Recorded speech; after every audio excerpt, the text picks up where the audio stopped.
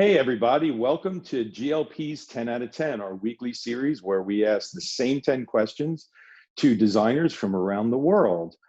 This week, we have lighting designer Jason Baeri. Welcome, Jason. Hey, Brian, how are you? Very well, man, very well. Jason is the lighting designer for the current Weekend After Hours tour, which, as we all sit through this interesting time in the world, is temporarily on hold. Jason's worked extensively on a lot of projects from Kelly Clarkson, again, The Weeknd, Rammstein, Nine Inch Nails, Lady GaGa Art Pop Tour as associate designer along with Roy Bennett. And Jason's one of the most prolific lighting director programmers in the industry that we have at the moment. So yeah, welcome, man. Let's have some fun with the 10 questions. Yeah, let's do it. All right, cool. So starting right out of the gate. So what was your first show as a designer? So the very first thing as a designer that I did was probably somewhere around 1999. I can think of, I grew up working at the Count Basie Theater in Red Bank, and it was a big roadhouse, so we had a lot of turnover and a lot of rep plot stuff. And one of my earlier ones that I can remember doing was some stuff for B.B. King, who would come through every year. And he was, I mean, as anybody that loves any kind of rock and roll music, he's just like the greatest performer in the world. Even as he was getting up there in age, he would just get up there for ages, and there was not a member of the audience that he didn't connect with. That was also back when we were doing, park hand rigs, and it was, there was like 4 colors overhead, sidebars, and 2 colors of front light. And so the amount of stuff you could get out of a rig like that was a lot more challenging, but it was kind of fun to be able to break your rig a little bit. And it teaches you to break your rig a little bit as you get older into newer devices. So yeah, that was the earliest thing that I think I was involved in, somewhere around 14 or 15 years old, when I should have been in school, and was doing that instead. That was the only doubleheader gig I ever did. Really? B.B. King at the Tower Theater in Philadelphia back in like 1982, 83. Sure. And he did 2 shows. He did one in the afternoon and he did one in the evening. Yeah. And his whole band too, they just loved performing. Yeah. They never, they would come through once or twice a year, and they always just seemed to have like the kindest demeanor, still even to this day, of anybody that I've run across. And they were really just lovely human beings. Awesome. Yeah. That's fantastic. Yeah.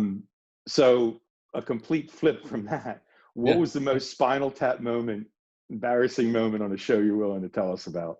So there's a story I've told a few times, but it's still going to forever be my favorite show story. And it's one that I actually used as a name for my company for a while for billing.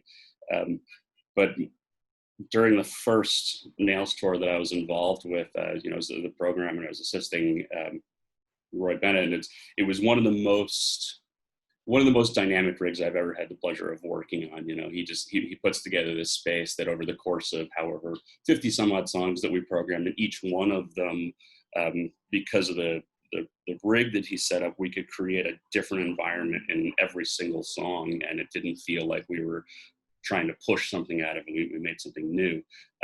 One of the major components of it were these 14 or 15 pods that would come down. They were about a meter by a meter pods, plus or minus, and we would have them in different configurations. And a few songs like right above head high, So as with a lot of shows, that show was probably about half time code and half manual. And when we chose that depended on what the band was doing, depended on how, freeform they were with something, or just how songs that felt like they had sounds that would present themselves in different ways from night to night. We just leave those manual. But one of the songs that we kept on time code was March of the Pigs, which has this really nice break a couple times in the song. And he holds this really kind note that's, doesn't it make you feel better? And through 3 or so weeks of rehearsal, he sang it mostly the same way every night. And so we didn't think anything of it. We thought, okay, good. This is a song that he's got locked in the way that he likes, and we'll stay locked in with him. And that's more than fine. And we get to the first show, and we're sitting there, and he goes, doesn't it make you feel better? And that note goes on for, to me, what felt like 40 years. Every artist has what's called a talkback mic, which is a way for them to talk to their crew and a way for them to talk to the if they need to communicate something about their ears or their monitors, or, a note to another member of the crew. And we have a little speaker up front so we can hear him. And he clicks back in the talkback mic in the calmest voice I've ever heard. And he goes, nice lights, assholes, as he's sitting there in the dark for what should have been like a moment where he had 30 more seconds of light. And then the song kicks back in, and it's this big, hardcore rager. And he decides to take it down on us by taking this guitar and splintering it into pieces into the lighting pod that's just above his head. And then the guitar, of course, is now a useless pile of kindling. So he grabs the next one, so he grabs a microphone stand and splinters it into the ceiling. And so that phrase, nice lights, assholes, is something that has continued with us for me for years since then. You need t-shirts made. Yeah, I actually think I did make t-shirts at some point, but it was one of those. It was like just a gut-wrenching moment, and same time one of those learning experiences. You're like, all right, don't ever assume that you know exactly what an artist is going to do on stage. Don't ever assume that they're phoning it in. Phoning it is the wrong way to say it, but don't ever assume that they're locked into something. They too are dynamic artists and can do different things every night, and you have to be prepared for that, which I was not. Lessons learned. That's a good story. Yeah, I like that one. All right, so number 3. So what's the best advice anybody gave you, either professionally or otherwise? So one of the greatest things that I've learned is not a singular moment lesson, but I can remember one particular song that I was working with, that I was putting together for Roy, for Rammstein. He was never shy about when a moment should be big. You're always trying to find a way to break up your rig, to find something that's not just all lights on or not all this. And so you can get caught up in trying to be a little too theatrical on a rig. And he stopped me a few times during this one song we were putting together, and it said, don't afraid to be big. Don't be afraid to be big. Sorry. He said it in English, and I, of course, did not. But don't be afraid to be big was something it's a very simple phrase, but it's really hard to remind yourself all the time when you're trying to hold back or reserve or not give everything away all at once. But there's the majority of looks I can think of that I've done for him over the last 10 or so years was really trying to live up to that. Is don't worry about the nature of trying to make one part of your rig special if it's not a special effect. Make your rig sing and do what it can as big as it can when the moment calls for it, and don't save that big look for later. You come up with another big look for later, and you come up with another big statement for later. That's kind of, everything he does is very impactful in that nature, and I've learned a lot about that from working with him. That to juice every moment if you could. Cool, that's awesome. Yeah. So from a professional standpoint, what's your proudest achievement? I hate to fall back a bit. That Nails tour is probably one of my favorite ones that I've ever done. I'm proud of almost every single tour that I've had the pleasure of working on. I've had some really great opportunities to work with some really great artists, but that one was the one where we we got to do the most amount of stuff with the least amount of rules. It was really what looked right in that moment. You could be overly theatrical. You weren't always concerned about what the artist needed to look like on iMag or on a phone, which, while I do understand that that is the way the world works now, it's changed a lot. In the same way that when I first started in this industry, it was lots and lots of dimmer racks, and moving lights were a specialty thing you added on. And now every rig we go out, it's been years since I've had a dimmer rack on the road, but that's just the nature of the evolution of the industry. In the same way that we used to key light for things only in a camera setting where you're shooting something for film or for television, now that's key lighting something has become kind of the norm for most shows, because everything you do is caught on camera, and everything you do is immortal now. There's no memory of a show. It's now on the internet half hour after the doors close. That Instagram moment. Yeah, and there's nothing wrong with that. It's a skill set that you just have to adapt to. It's not something I used to think about, but it's now something that every show you have to think, okay, well, it doesn't necessarily drive every look that you create, but it's certainly a concern. You have to look back at every song and say, is this going to make the artist look stupid? That show was not only presented in such an overt theatrical way, but also without regard to making anything pretty. It was designed to make everything impactful and have a moment, have a connection with an audience, and that was not something we get to do a lot. Copy. That's cool, man. Yeah. I remember how excited you were when that opportunity presented itself. It was good. Because so Nails is one of those. I mean, it was one of my favorite bands growing up, and I'd seen them half a dozen times, including their farewell tour. And their farewell tour that they did, that I actually, it's one of the only shows I can remember in the last 20 years that I actually asked for a pass to get in, and then was down in the pit at Terminal 5 with everybody else, just getting my head beaten in. But it was one of the greatest shows I've ever seen in my life. Most dehydrated I've ever been in my life, but it was definitely a moment. And so I thought, like, I've seen everything they've done, and it's fantastic. It's what made me, between that and his work on The Cure, is what made me fall in love with Roy's work. And so I was like, oh, great, I'm glad I got to see this. And then I got the phone call about it. I was like, I didn't even think this was ever going to happen. I didn't think Ann Miltello, who was one of my professors in college, and actually she gave me my first programming gig out of college. I did Tom Waits for her. Which was, if you've ever seen anything Tom Waits has done, it's just the most fun you could have. It's a great, you're in a living room jamming with him and some of his buddies on some of the weirdest instruments known to man. And every song, it feels like he's making up on the spot. It feels like listening to Richie Havens. It's really just great music. But I remember her telling me, look, if you really want to do this, you're going to be in one of two states the rest of your life, is wondering if you're ever going to have another job, and wondering if you're ever going to have another day off. And this present time in life notwithstanding, most of my careers that seems pretty true.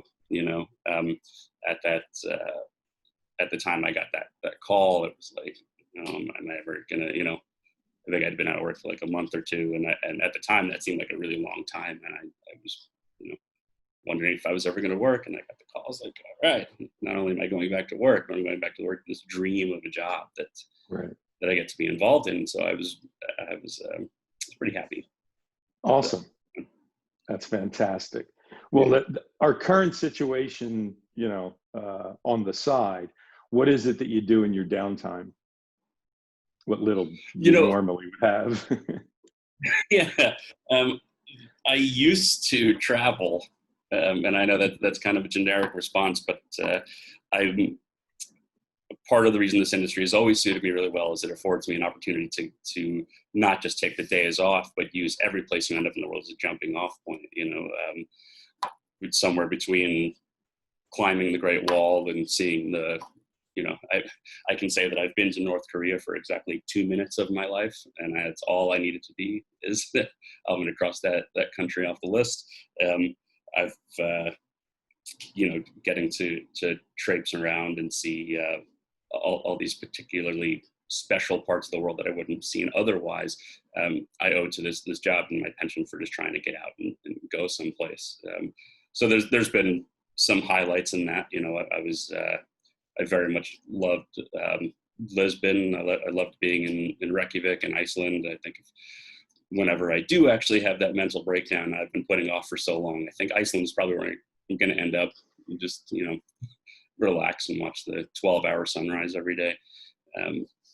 But that's taken up a good majority of my free time over the last few years. And now, of course, I travel, but I just walk up and down the West Side Highway. Changed a little. To the outdoor bars. Yeah, exactly. So in all of your travels from a work standpoint, what's the best venue you've ever worked in? I know I'm biased as a New Yorker, but I love coming into Radio City. There's a shock and awe of the scale of that room and the detail in that room. Aside from the fact that I love the history of what we do, and not just the performance history, but the actual history of how the physical devices in our industry work. Linda Essig wrote a fantastic book called "The Light on the Subject" about the history of computer control in our industry. And it's if you're curious at all, even about how consoles work or how they came to work, I think it's a must read, just because it goes over a lot of the advent of that. And so one of the things about Radio City is the 500 channel 5-scene preset that's right in the pit, and then the way that they do that curtain with it's still operated by a guy back there setting individual dials for every single curtain move. I mean, it is just the world's loveliest venue. The crew there is second to none, and from every single member of that crew is second to none. And just being from an audience perspective, it's like that scene in Gladiator where he walks in and he goes, "I didn't know men could build such things." I mean, it is such an impressive room that every show that goes in there takes on that room as part of the character of that particular show. That's why they shoot so many specials, This Person at Radio City, is because that the life of that room is every much a part of the show that comes into it. Right. So that's any chance I get, if anybody offers. I worked on Tony Bennett's 90th birthday party there, which is another Roy production design show, and it was me and Lauren Barton was doing the media for it, and that we just few stumbles like every show has, but that was one of my favorite shows to put together, just because you were designing into this space and making the space a part of the room, and you got to do that. So that would probably be my favorite venue. Awesome. It's an incredible room. Yeah. All right. So knowing that you're a music buff, during this time of quarantine, your house is on fire, what is the one artist or album, grabbing as you run out of the building? What's the one thing you couldn't do without? That's I saw the question and I was trying to figure it out. I walked around yesterday to this with this awful anthem of music that I used to listen to when I was in like grade school, and like weird stuff from the 90s that I was listening to. But there's this one album that I keep coming back to. It's this electronic band, and I could see your eyes rolling as I say that. But I've been looking for anything to keep my spirits up. So there's this group called C2C, which is the letter C, number 2, letter C. That's 4 guys beat matching each other on turntables, and it's the weirdest but most uplifting collection of music that I've been able to come across lately. It's just the kind of thing that it just, it's when I'm walking around 9 times out of 10, I'll start with that and just kind of roll from there. That being said, I put on some like really old like 1990s Beastie Boys the other day. That just like, in terms of those other shows that you can remember that used to be just hard and angry and punk and, you know, so much fun. That's something that I've been listening to for the past week or so, pretty much nonstop, just because of, you know, it's the Beastie Boys I can roll with. Yeah. The ball bearings in a blender stuff, not so much. But no, I won't share that stuff. You know, I'm not going to send you like the Aphex Twins greatest hits, and where you go with that. Cool. Yeah. All right. So if you could go back in time, what advice would you give the teenage Jason Baeri? Have a little bit more fun with it. You know, I'm at a pretty good place now, and I'm happy with the way shows come together. But there were, especially like when I was in school, when I was in college, there's all these moments that I can remember skipping life moments in normal growing up life that to do a show that I thought was important for my career, to do a show that I thought was important to the world. And that's not to say that shows themselves aren't important. There's not to say that there's not things that get remembered or that you shouldn't be as dedicated to that as you can everything else. But as any artist, you have to draw from your life to create something new. And when you choke living your life so that you can keep creating, eventually you kind of run out of stuff and start regurgitating the old stuff. I mean, I wish I could go back to college now in my late 30s and retake all of those classes, because I spent so much of that time trying to like do this industry and prove to my peers and to my teachers that I knew what, you know, that I knew stuff or could learn the new stuff, that I stopped enjoying life or stopped enjoying shows for far too many moments and missed out on a lot of moments that I wish I could go back and just be a non-show business person and do. And so that's what I try to take more moments now for myself, right, to not be involved in show business 24 hours a day, so leave it behind when you leave the venue for at least a few hours a day. And so in my younger years, while I definitely learned a lot from so many great artists, I think that would be something that I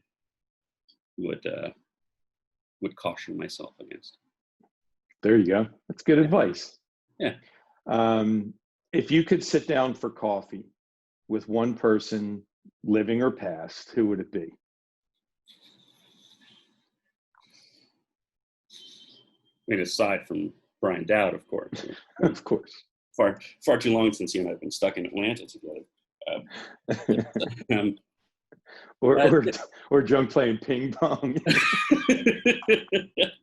That was a championship game, sir. That was. It was a very important game of ping pong. Yeah, that's a tough one. I don't get starstruck easy. That's not to say that I don't respect or have admiration for a lot of artists, but 9 times out of 10, they're just people. They're just human beings, and they happen to have a job that is in entertainment. I will say the one person that I've ever been starstruck by, and I regret not following like a creepy stalker, is I was on a flight with Buzz Aldrin once, and I very much regret not just walking with him for 5 minutes, because everything I've read and a few people that I've talked to have even said that they've just approached him and he's like the nicest human and will talk to anyone for as long as they want without being rude or without being shoved off. I would just love to, like, there's so few iconic things that you can say people have done that are, give the pun of otherworldly, and this man is like walked on the moon. One of the things that I heard about is he used to talk to people and tell really bad jokes about the moon. And then when they wouldn't really laugh, he would just say, you have to be there. And so I wish I could chat with him for longer than waving at him. Yeah. That's awesome. I was on a plane with Hulk Hogan, but I didn't want to follow him. No. I mean, how many people you hear try to rip his shirt off? Do you think they or rip their shirt off in front of him? That's got to get pretty tiring. That's for the non-American crowd. That's something that he used to do as a wrestler. I just want to make sure that's okay. Just to make sure. All right. So It's time for the Olympics, man. Your country's called, Jason. Summer or winter, what sport are you going to be in? I am captain of the U.S. curling team. I have from the magic shoe on down to whatever it is they do. That seems like the world's strangest, most intense sport that I would never in a million years want to miss an opportunity to be a part of. I don't know what's in that goofy stone that they throw. I don't know what the hell they're yelling at each other or what the purpose of a brooming ice is, but I got to tell you, I think that's something that calls to me, and that's something that I want to be a part of in the future. For reasons I could never explain, when it comes on TV, I'm glued to it. Oh God, I mean, I have fantastic parents. They had a great upbringing. And one thing I'm mad about them about is not taking me to curling classes when I was younger. There you go. Yeah. Well, awesome, man. Thank you very much. Yeah, thanks for having me, man. I appreciate it. It's great to spend some time with you and hear your thoughts, and we greatly appreciate it. It's great to be here. Thank you kindly. All right, man. Be well, Jason. You too. Thank you. Yeah. Take care.